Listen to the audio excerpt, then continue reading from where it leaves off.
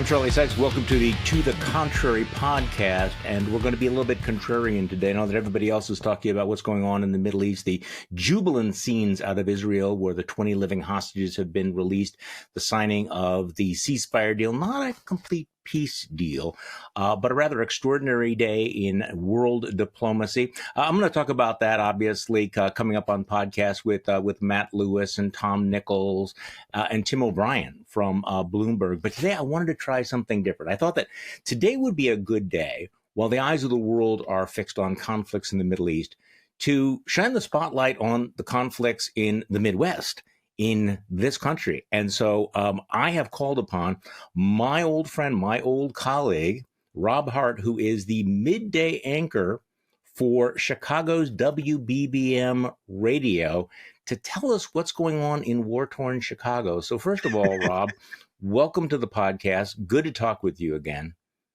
Yeah, Charlie, it's great to talk to you too. It's been far too long. And once again, you know, as someone who was once a midday anchor on your show, I'll be out by 6 past the hour on the dot, just so you're back into programming.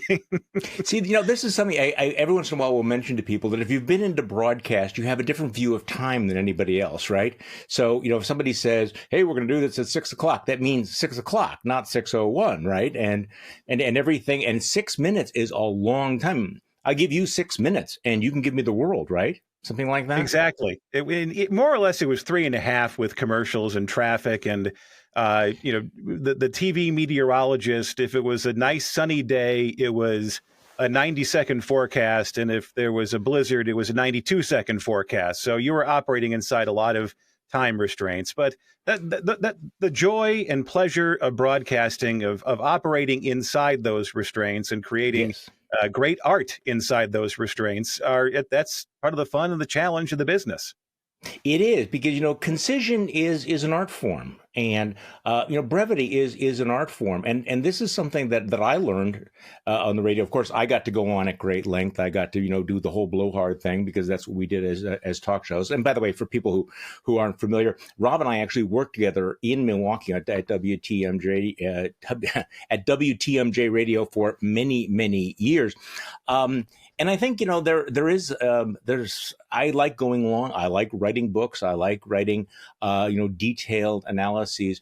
But there is that discipline of mind to boil it down and say, what is the nub of the issue? What is the heart of the issue? And to be able to get to that, I think it was one of the more valuable skills that I learned. So it is good to be with you.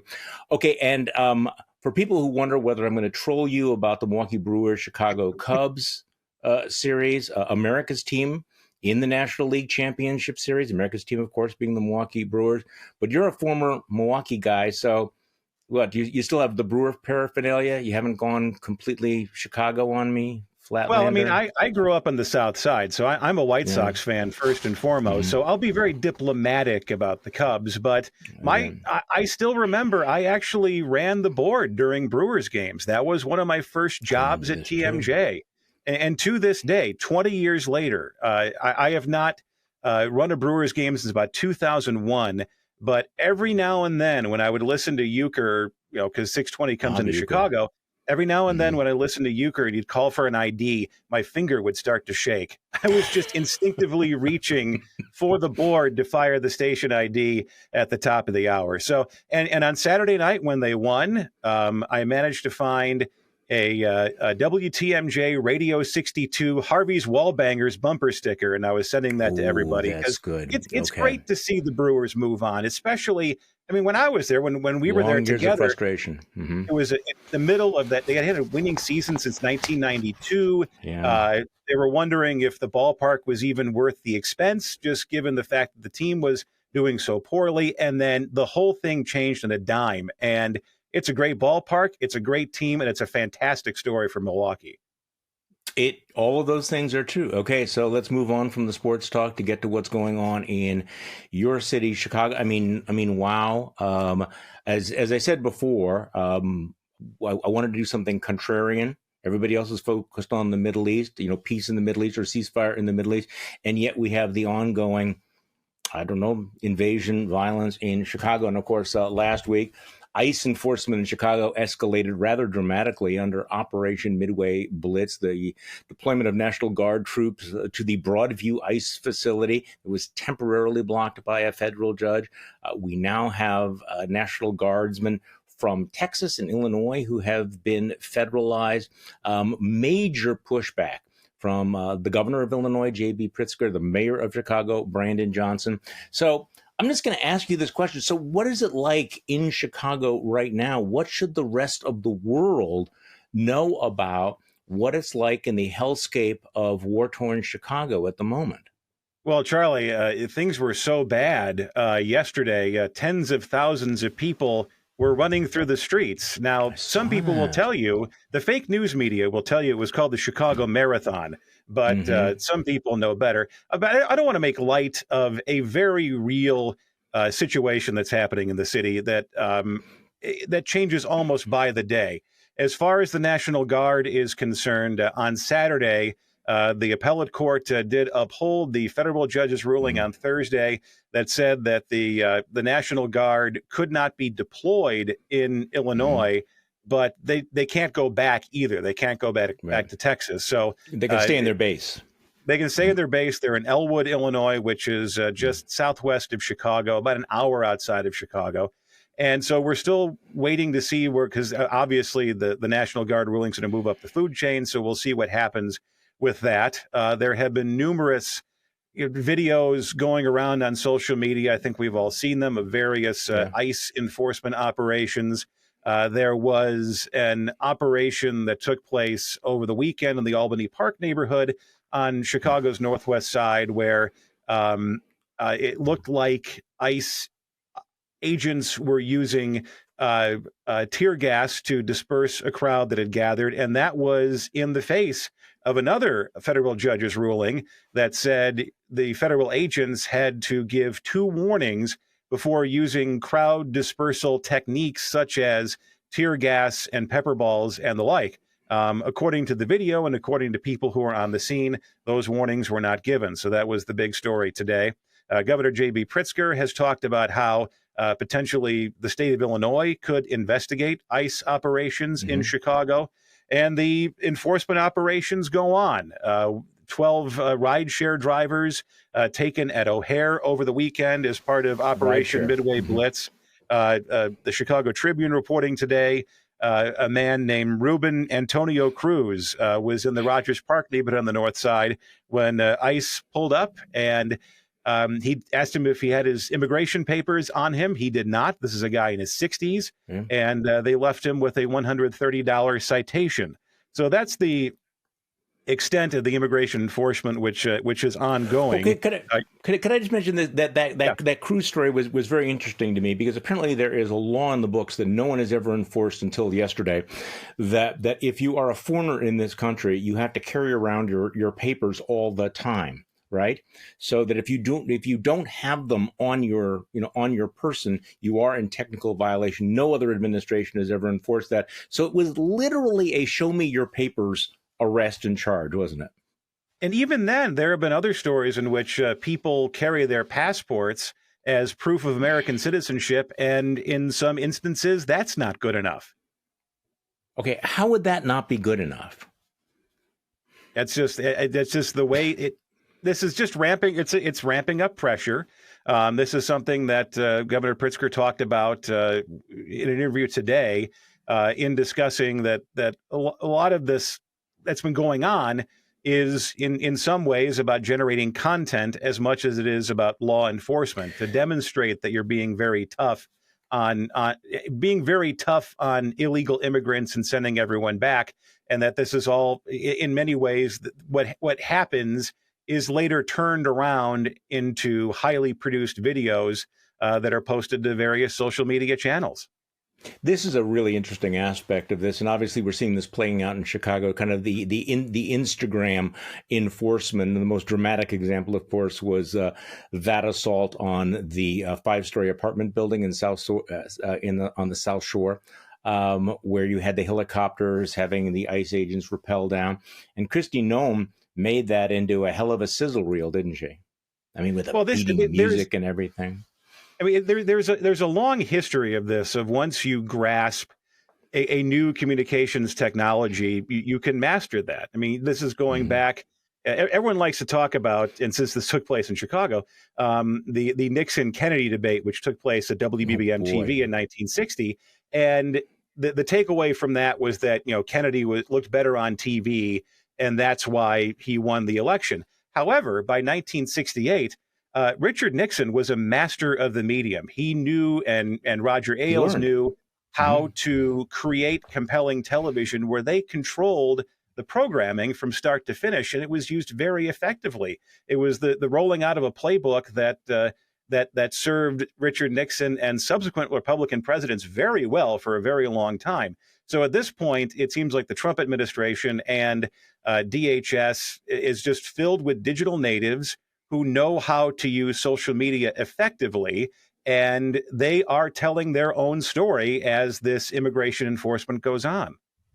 Now, this raises an interesting point, though. I mean, you're absolutely right that they are doing that, but of course, social media is also flooded with the videos of the brutality of the ICE agents. So, you have these dueling video narratives, don't you, on That social is that is media? You know, yeah, that is something the governor said today, that yeah. because people are using their own phones to shoot Hmm. video of these ICE enforcement operations.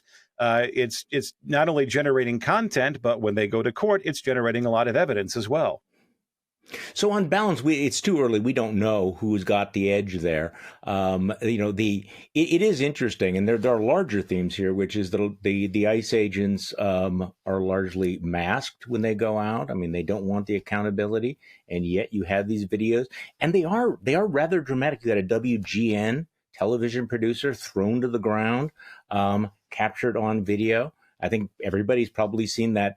What is it? It was a bike messenger who flipped off some of the agents and they chased And him then down rode the street. off. I mean, so yeah, I mean, so this is the first time the revolution slash enforcement is all televised every single moment, and this is going to continue. It's happening in Portland, it's happening in Chicago, and it's going to continue to be this the kind of the new medium of what's happening.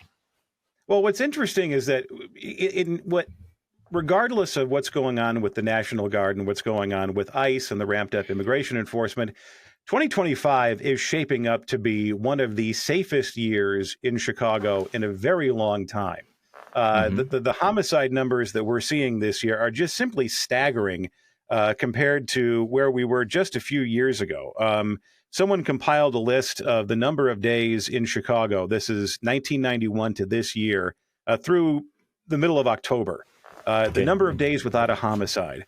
2011 led the pack, 104 days without a Hmm. homicide. Hmm. 2025, 101, and then 2014 was 100. So this is one of the safest years of the 21st century, and yet, because we live in this world of social media content, anytime someone posts a video of a fight breaking out at a baggage Right. claim at O'Hare, it colors the perception of safety in this city. I mean, when I moved from Milwaukee to Chicago 20 years ago to work at WGN AM, Yeah. one of the big stories then was the fact that homicide numbers had fallen through the floor, and that in the Mm. mid 2000s, it was the safest stretch of years in the city since the 1960s. And everybody was celebrating that. In fact, one of my Yeah. first news series that I did for GN was how did this happen? And talked to the police and talked to various people who were all pulling together to pull off this remarkable feat in making Chicago considerably safer. And we're talking about these same numbers 20 years later. And instead of celebrating them, because there's just so much social media content out there, some people believe it's time to bring in the National Guard. Yeah, no. So let's step back, because I think this is important to put this into some context, because I'm sitting up here in Milwaukee, you're down there in Chicago. We all know that there were those weekends where you would wake up on Monday morning and there would be a horrific number of shootings and killings in Chicago, and it became a theme in the media all over the country. You know, it was one of those hot takes that anytime there was a mass shooting someplace where there was a debate about gun control, people would say, "Well, what about Chicago?" So Chicago did, at various times, objectively have a very serious gang problem. True, and it was a violent gang problem. This is absolutely true. Okay, because so 20 years ago, when we were celebrating the drop in crime, one of the reasons driving that drop 20 years ago was that the feds went after the large street gangs that controlled vast swaths of territory, that made a lot of money, that even had their own headquarters that people could go to and talk to their leadership, and they were scattered to the four winds. And what happened in the intervening 20 years, and I talked to somebody who was in a street gang not too long ago on one of our interview programs, and she said, in the 90s, they were these big enterprises, and then once they went away, they were replaced by these smaller entities that may have been 2 or 3 people, and they controlled just several city blocks, and everybody got in on the heroin trade. And just because Chicago is centrally located, it's really easy to bring illegal guns into the city. And then you had a great deal of violence that was driven by social media. Online beefs became very real violent events as a result of just people feuding online. And that drove a lot of the violence that took place in 2020 and 2021. And this is one of the reasons why I think Chicago was targeted, because I think there was that muscle memory of Chicago being a gang-ridden place where you'd have these violent weekends. Tell me about, though, also let's talk about the politics a little bit. Your mayor, new mayor, Brandon Johnson, is a progressive, and he is deeply unpopular. So I'm trying to think of the sort of reverse engineer. Why does Trump want to go into Chicago? Because a lot of his constituents, his base, remembers that Chicago used to be extremely violent. He's picking a political foe who is very politically weak. Before all this started, why was Brandon Johnson so unpopular? And the number that sticks in my mind, tell me if I'm right about this, was that at one point he had a 16% approval rating? It was less than that. It was in the single digits. Less than that. And this was literally, that's almost inconceivable. Okay. So what was going on there? I mean, well, you have to remember he got in with a little over 50% of the 30% who voted. So there were a lot of Chicagoans in 2023 who stayed home, and then he made all the same mistakes that new mayors make in trying to figure out how to turn the levers of power and building coalitions and relationships with the city council. And he stepped on a lot of rakes along the way. He may have found his footing with the White House turning its ire on the city. Yeah. But for him, it may be too late, because there are a lot of people who are thinking about jumping in and running in 2027. But wasn't he one of the people who got caught up in the defund the police movement as well? So in many ways, he became kind of the perfect foil for Trump and for MAGA. Didn't he have a track record of that kind of rhetoric and kind of and as a I'm sorry to use the term woke progressive, he comes in with a lot of, trailing a lot of that baggage, which apparently he thought he had a mandate to implement when he narrowly won that election? Well, I think that was part of it. Was there was a lot of stuff that people said in 2020 that got them a great deal of attention in 2020, and then that tide went out to sea. And so all of a sudden you have to answer for these things that you said a couple of years ago. But the larger thing about Brandon Johnson is that, first off, he can brag about the crime numbers because they happened on his watch. I mean, obviously, I think that the best hire that he made was Larry Snelling as the Chicago police superintendent, who people want to work for him. He has done a very good job of improving morale on the police department. So that is one of Brandon Johnson's absolute wins. A lot of his issues stem from relationships with the school board, and there are going to be a lot of very unpopular budget choices coming down the road in terms of balancing the books for next year. Do you have a property tax increase? All those things are on the table. So even though he can rail against Donald Trump, and he gets a lot of press for that and a lot of national news attention for that. But there's some unfortunate political and unfortunate budget realities facing him at city council. Okay, so let's talk about JB Pritzker, because JB Pritzker is one of those people who nationally certainly looks like he's just stepped into the spotlight. In term, Democrats have been looking for somebody who is going to fight. JB Pritzker is a billionaire who is going to, I guess, run for re-election next year. Obviously, has presidential ambitions. So, give me your sense of how JB Pritzker is navigating this and what this might mean for him. How does it play locally?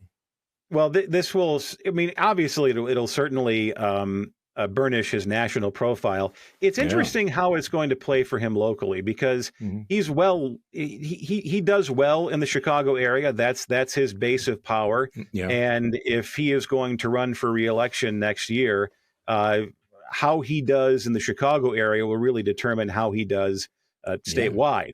And we talk about, joking about how Chicago is a hellscape. And he was on Jimmy Kimmel Live last week. I saw that. With a flak jacket.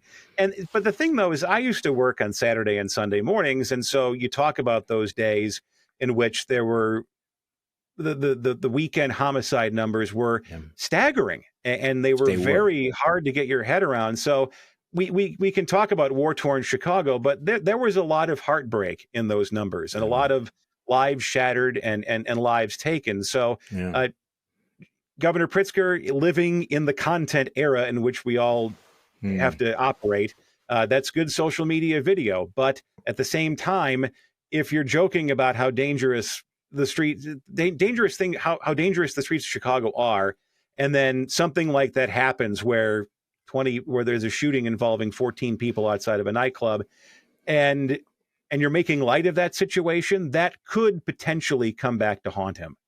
Was there blowback to that? I mean, I thought he handled it pretty well. He was joking about the Brewers invading Chicago, and the people had to eat hot dog. It was very well done. But so, has there been some blowback, some blowback locally to that? There really wasn't any blowback locally. That was just my impression from watching it, was that maybe eventually this could be used against him if something awful were to happen in the city, something very tragic. That's why you got to walk a very fine line about, you can make fun of the overheated rhetoric, but at the same time, I mean, there's a very real human toll. This is, I think, the kind of the danger is that, and especially in this social media world that also has these information bubbles, that people begin to think, well, okay, I mean, obviously when Trump describes Chicago as a hellscape, he is exaggerating, he is exploiting it, he's looking for a pretext. Same thing with Portland, Oregon. On the other hand, don't buy into the counter narrative that somehow there was no violence in Portland, or that there was no gang violence in Chicago, because that just makes you look like you are completely tone deaf and have no idea what's going on here. So, keep those two thoughts in your head at the same time. Okay, can we talk about some of the specific incidents that I think have really stuck in people's minds? I mentioned the videotaped assault on the apartment building. The shooting of a local minister in the head with a pepper ball. This would be the Reverend David Black, who is, I guess, a well-known activist in your town. They were protesting outside the ICE facility in Broadview. Correct me if I'm wrong about any of this. And these heavily masked ICE agents on the roof. It certainly looks from the video that he's waving his arms. He claims he was praying. They shoot him in the head with the pepper ball. So tell me about that incident, what we need to understand about that incident, and whether we've learned anything since those images have gone out across the world. Well, I mean, that is continued, too. There was another effort by a local Catholic parish to administer the Eucharist to people who were in ICE custody in Broadview, and they were turned away. I mean, you can only go off of anecdata here, but in my own conversations with people who aren't very politically engaged, but they follow what's going on, right? And it's making people uncomfortable, and that's the takeaway that I get from just talking to people, is that they see these videos, they have stories in their own life about people who have been taken into ICE custody, and they think, whatever is going, I believe that we need to enforce the borders, but whatever Yeah. is going on here is simply unacceptable. Now, is this going to pull them away from potentially voting for the Republican ticket in 2028? We don't know yet. Is this going to turn them into very We don't know. passionate supporters of JB Pritzker next year? We also don't know that. But what's going on right here, people are talking about it, and a lot of people say it makes them uncomfortable. Well, I mean, I'm going to stick with David Black for a moment because those feel like iconic pictures. There's the picture of him being shot in the head with the pepper ball. There's the picture of him looks like he's being, sprayed in the face with mace. And all eras have their iconic pictures. Now, he is. I mean, is there anything more to this story in terms of the context? I mean, ICE. I mean, we all saw what we saw.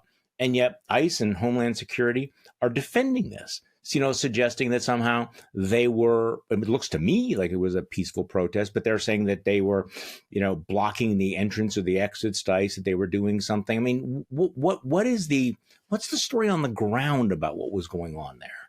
Well, that's the other frustrating thing about following this is that the stories about this is what one particular person was doing. They fall apart under scrutiny. Right. Video tells a counter narrative. And then there's just so many videos floating around on social media and so many different stories and so many different accounts. Trying to get to the center of what's going on is very difficult, especially as a reporter when your job is to find out what really happened. And by the time you find out what really happened, the discourse and the cycle it's 3 or 4 stops down the road. So that's kind of where we are in this particular situation, is that he's okay. He's recovering. Yeah. And I would imagine he's going to court before too long to seek some sort of recourse. But that's where we're at right now, because once again, we've moved on to 2 or 3 different things.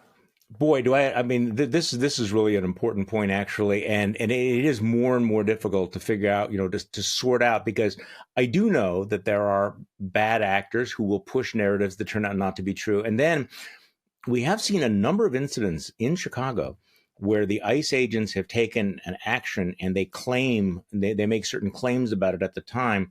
And yet later we find out that the video, the body cam or whatever, do not support that.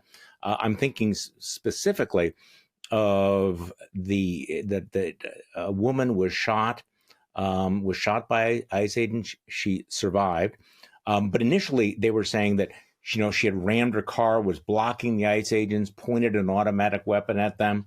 And as far as I can tell, now that we find out more about it, it turns out that a lot of the claims by the ICE agents do not hold up under scrutiny, which, by the way, is extremely disturbing. If you have these guys, these masked agents who are acting as if they are above the law, and then we find out that they are very unreliable narrators, to put it in a very, very polite way, about what they are doing and what's happening.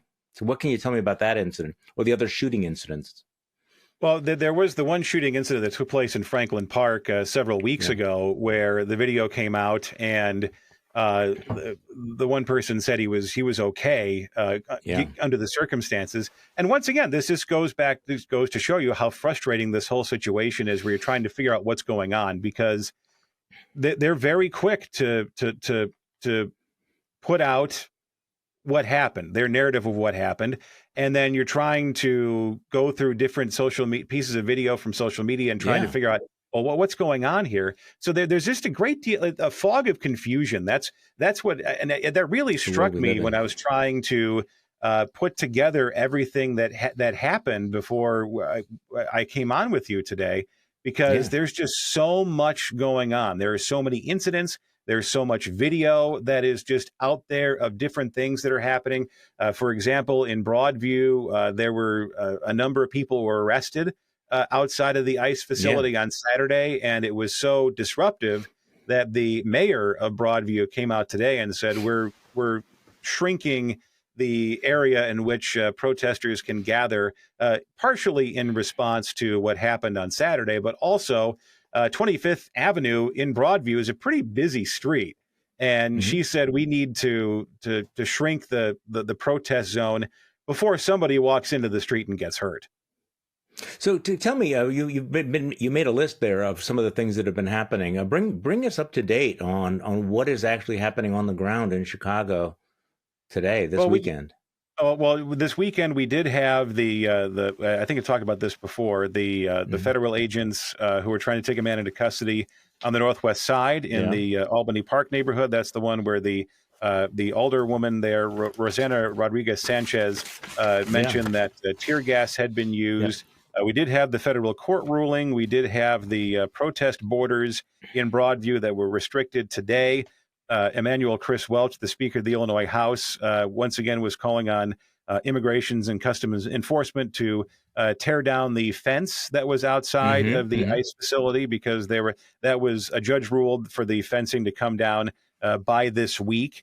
And we talked about the immigration arrests at O'Hare, and then also there's stepped up immigration enforcement in Lake County, in Waukegan and North Chicago, where officials there say at least 20 people have been arrested. So this is ongoing, and there's new information almost hourly going out about what's going on here.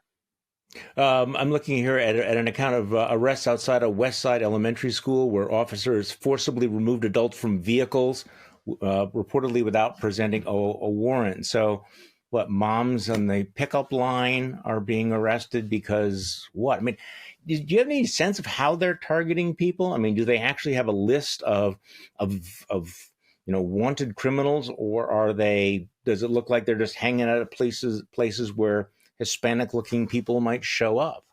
That we don't know. Of what the pattern? Yeah. That really is the big question here. Is there have been a number of arrests at Home Depot because people, day laborers looking for work. But if there's a pattern, if they're going off of a list, we don't know that just yet. But it does seem in many ways that it's almost like a force of nature. It just happens. And then and then the video shows up on social media within seconds. So my wife and I are probably going to come to Chicago for an event next month in downtown Chicago. What are we going to see? If I come into Chicago this week, next month, am I actually going to see these guys? Will I see the presence, or is this something you have to go look for them? I mean, what does it actually feel like? Because on social media, they're everywhere and they're doing everything. There are helicopters overhead. There are people in tanks. There are people in it. But what will I see when I drive down Michigan Avenue? Well, this really depends on whether the appellate court or eventually the Supreme Court, whether they give the green light to deploy the National Guard in the streets of Chicago, because then you could see National Guard personnel walking up and down Michigan Avenue. But I can tell you right now, as somebody who works on Michigan Avenue, that you will see a long line outside of the Nutella restaurant. And you better get reservations for Wildberry and the Prudential Building, because for brunch, it fills up quickly. But outside of that, it looks like a typical day in downtown Chicago. It's still kind of light in the morning because a lot of people are still working from home or working later, but it's still very busy in the afternoon. You're ducking and dodging tourists all the time. So it's just a lot of people are downtown. I mean, not only that, it's not just the central business district anymore. 100,000 people call downtown home. This is one of the fastest growing neighborhoods in the city. So when you come here a month from now, I mean, depending on what the courts say, you'll just see a lot of people. And if you're coming in early to mid, if coming in mid-November, Saturday night just before Thanksgiving, it's the Magnificent Mile Lights Festival. Stay as far away from that as possible, because just traffic is a nightmare. But outside of that, it just looks like a typical day. Yeah, I do not want to make light of the problems here, including what we don't see. And what we don't see is the fear and the anxiety of people who are probably staying inside, who are afraid to come out because they don't know what's going to happen, because they don't know whether their papers will be demanded. They don't know whether a loved one will be snatched. I was really struck by the letters that were presented to Pope Leo, the first American Pope, from American migrants who talked about the fear and how they wouldn't leave the house. They were afraid to go to the store and everything. And so, again, I don't want to come off as belittling, what's actually happening. Sure, people are going about their lives. They're going to brunch. They're going to, restaurants. But there are probably thousands of people, including children, who right now, are looking over their shoulder, who don't feel safe, who don't know what will happen to them, who do wonder whether or not a loved one will be taken away and renditioned, put on a plane somewhere, or put into these facilities and we are getting the reports of how horrific the conditions in these facilities are. So, and this is something, again, circling back to something you mentioned before, it does seem as if the Catholic Church, which is a major presence in Chicago, is now, with the support of the Pope, ramping up its resistance to all of this. Are you seeing this? I mean, what role will the Catholic Church play in what's unfolding in Chicago?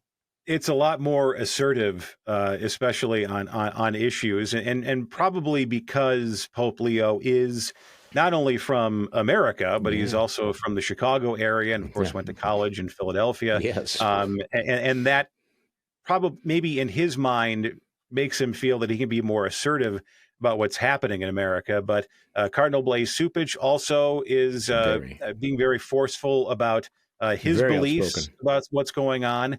And it's all about building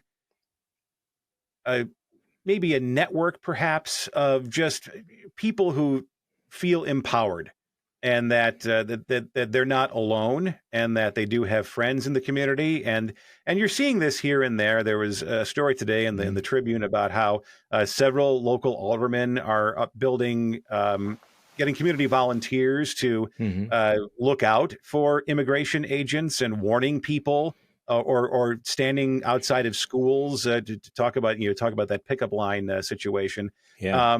And that's just part of alleviating some of that anxiety that people may have, that they're not 100% alone, and that the church is behind them, and that their neighbors are here to help them as well. Yeah, I probably should have mentioned this a little bit earlier, but it was a couple of weeks ago that the President of the United States, who has complete control over the Department of Justice, actually called for the arrest of Illinois Governor Pritzker and the mayor of Chicago. How did that play locally? Does everybody think that's kind of a joke, that he's just, that's just Trump on social media? Again, what's the reaction to the President of the United States suggesting that your mayor and your governor may be arrested because they are resisting some of these ICE enforcement efforts? Well, that was our lead story that day, and it did make everybody stop and think for a second, because these are now words that can be backed up by actions. Yeah, don't assume he's bluffing. And this is after James Comey was indicted, and now we have Letitia James indicted, and then potentially John Bolton is next, reportedly. Yes. So this isn't a joke anymore, and that could very well potentially happen. But Governor Pritzker and Mayor Johnson both said, go ahead and do it if you want to. So people are taking that seriously. Yeah. I think it's no longer social media snark. They've followed through on things, and that's changed the equation. And this is Chicago, Illinois. Rob Hart, thank you so much for joining me. I appreciate it. Rob is the midday anchor for WBBM Radio, the all news station. You are still all news, right? We are still all news. Yes, all day and all night. All day and all night. Longtime colleague. Rob, thank you for giving me some perspective, because it's one of those things where there's so much going on nationally and around the world that every once in a while I want to take a deep breath and just focus on, do we understand what's happening here? By the way, do people in Chicago kind of feel that they're at the epicenter of all of this that's going on?